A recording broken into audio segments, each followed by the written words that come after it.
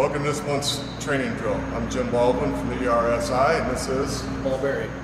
This month's training is going to be on the ProPack foam system.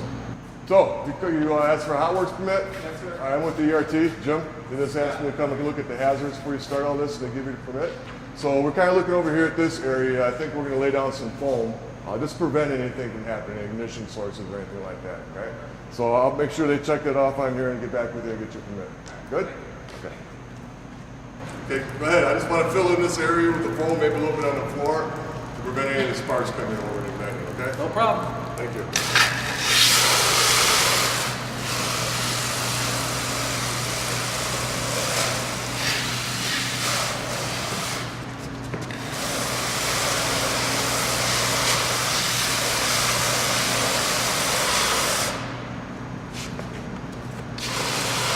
Okay, so we're going to go over first and identify all the parts of the ProPack foam system. I'm going to make sure that the terminology correct, so I'm going to use the manufacturer's instructions and guide why we name these parts, and Paul's going to identify them for you. So let's start with the percentage knob. It's right on top, Richard. It's right on the top. The dials are different percentages, which you'll learn about in your initial training or already have this year. The next thing we look at is the twist grip that controls the flow of water and foam. Right here in the center. Okay. The next is the inlet port. The inlet port is where the water's coming in, so it'd be the larger side with the 1.5-inch connection. Okay. And then the tank itself. And then the inlet port for the foam into the tank.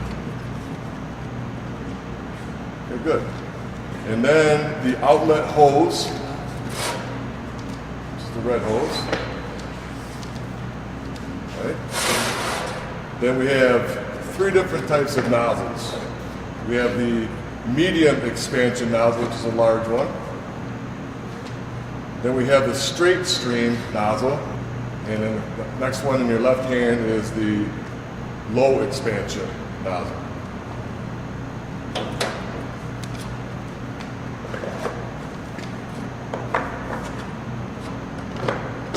Then the location of the 2 pins for disassembling and taking apart for cleaning. And the shoulder strap. And that's all the basic parts for the ProPack foam system. Now that we've gone through the components of the ProPack system, we're going to walk Paul through the operation of it. Okay, you ready? Yes, I am. So the first thing we did is we determined what are the hazards. We did a hazard assessment. Get out your checklist, make sure you can follow along with me here, okay? And you'll see that the first one is the hazard assessment. The next one is to determine, is this an emergency or is this an incidental spill? Is it flammable or combustible vapor or liquid that we're concerned about? So once we've made all those decisions, then we move into the operational part of it. And if you look at your skills checklist, number 4 says confirm that there is foam in the ProPack. So we can do that by taking off the fill port and looking inside there to verify that we have foam. It's full. Okay, it's good, it's full. Next thing we do is connect the inlet hose, or this 1.5-inch line, to our inlet port on the foam pack.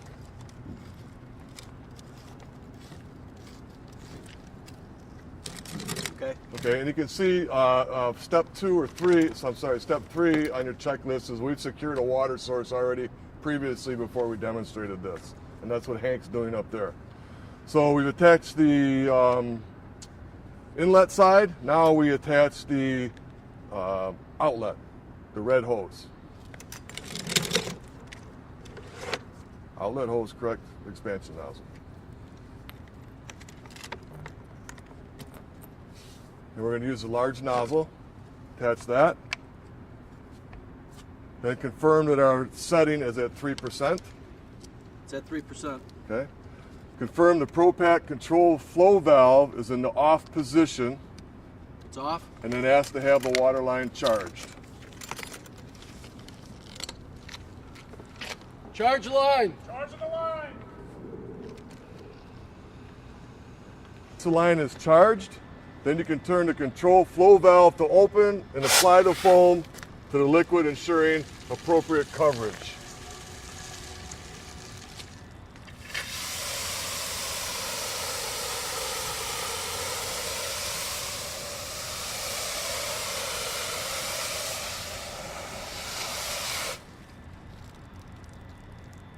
Good. Once the job is done, then we'll walk you through the steps on how to flush that out and put it back into service. Okay? Okay, so now that we've applied the foam to our flammable or combustible liquids, we're suppressing those vapors, we'll demonstrate how to flush out this system and return it back to service. So the first thing that you want to do, Paul, is get the amount of pressure in this hose reduced that's going to this pack. Hank, gate down the pressure 1/2. Thank you. Okay, next thing we want to do is remove the nozzle or the hose from the quick connect on the front of the control block. Good. Remove the circle cotter pins and pull the 2 pins that hold the control unit in the tank.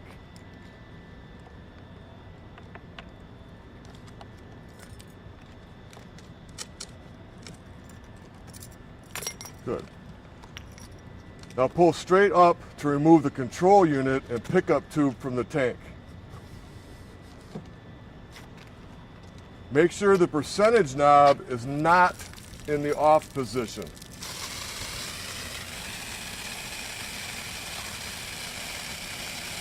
Turn the flow control valve until the water trickles. Turn the percentage knob back and forth to make sure all foam passages are flushed.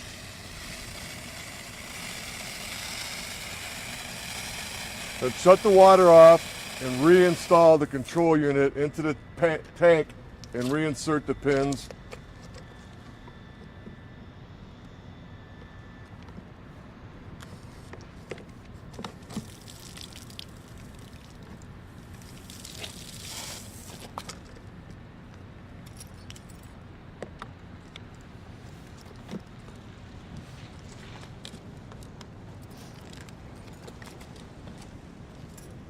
We'll pump it out too.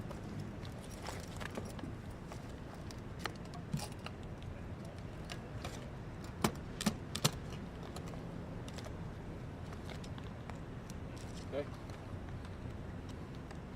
Last thing. Got to get the water shut off. Shut down the line.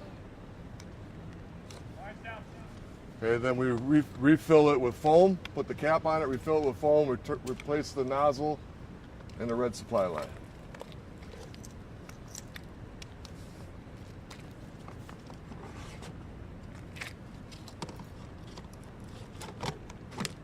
All set. Okay, good. That's it. So now that we've operated this Pro Pack, we brought it back indoors, and Paul's going to inspect it for any damage, any parts that need to be replaced, make sure it's in good operating condition. If you refer back to your checklist, you'll see that you need to fill this back up with foam to the appropriate levels. We've already done that. We're just not showing it to you. And once that's complete, then this unit gets put back into wherever it is that your team stores it. So now it's time for you as your team to take your skills checklist, your foam Pro Pack unit out to the drill ground and apply foam in the appropriate manner following the skills checklist. Be safe.